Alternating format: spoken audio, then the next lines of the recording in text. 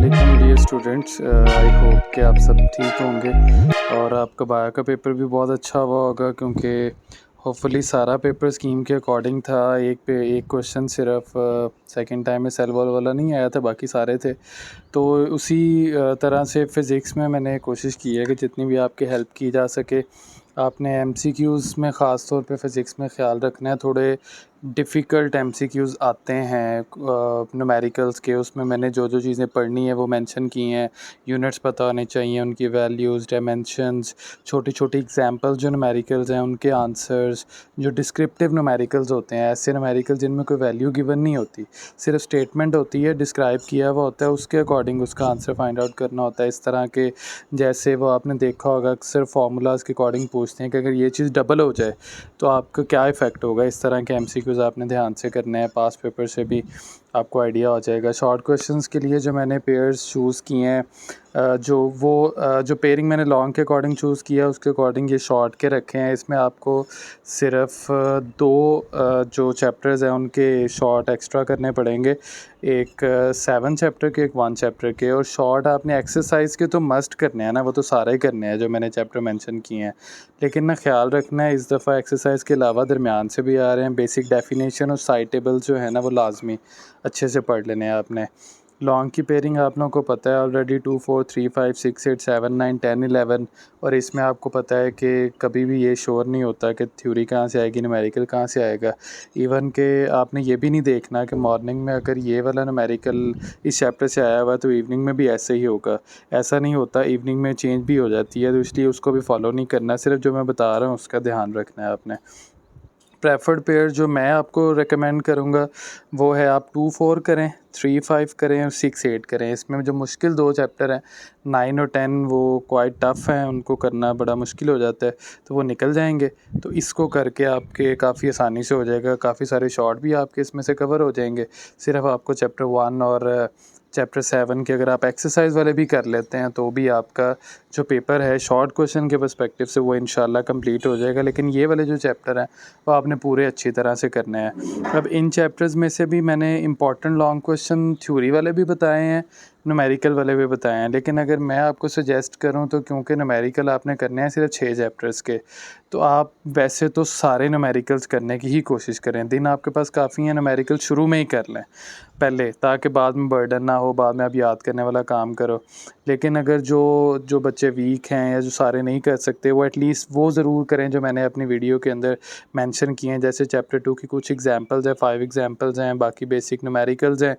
इसके अलावा जो लॉन्ग क्वेश्चन इंपॉर्टेंट है वो एडिशन ऑफ वेक्टर्स हैं, स्केलर प्रोडक्ट उसकी करैक्टरिस्टिक्स, वेक्टर प्रोडक्ट उसकी करैक्टरिस्टिक्स, और टॉर्क वाला जो टॉपिक है ये थ्योरी के पर्सपेक्टिव से काफ़ी इंपॉर्टेंट है। मोस्ट इंपॉर्टेंट न्यूमेरिकल भी मेंशन कर दी हैं।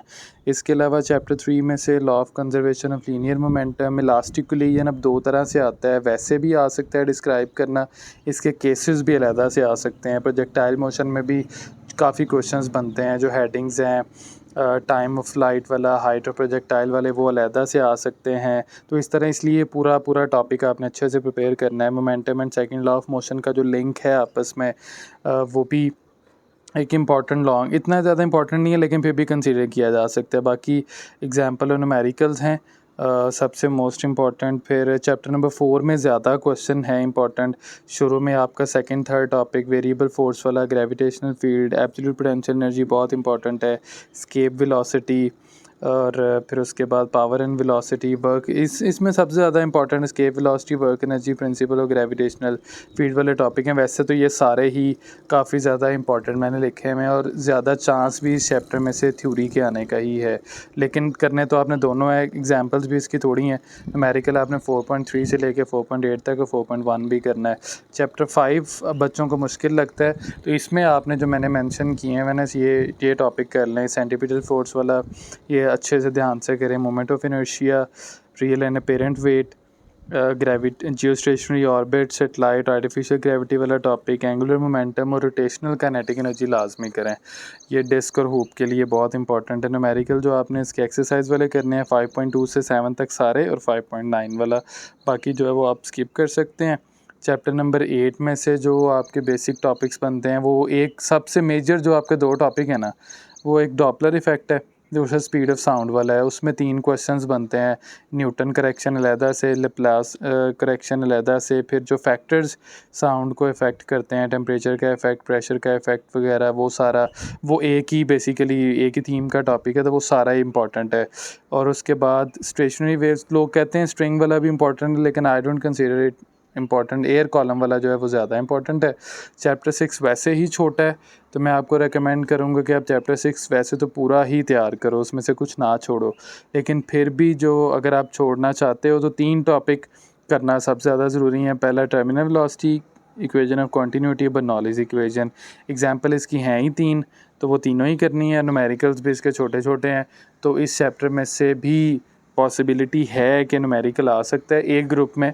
और लेकिन फिर भी मैं आपको यही कहूँगा कि आप चैप्टर 6 जो है वो पूरा करें, अच्छी तरह से करें।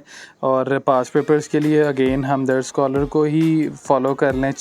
और पास पेपर को ऐसे ना किया करेंगे पहले सारा पढ़ लें फिर चैप्टर वाइज उसमें होता है ना, तो सारा चैप्टर के अकॉर्डिंग एक चैप्टर करें तो साथ ही पास पेपर को भी देख लें। Thanks for watching the video. अगर आपको कोई बात पूछनी हो तो you can ask me in the comment section और you can contact me on my Instagram. अल्लाह हाफिज़।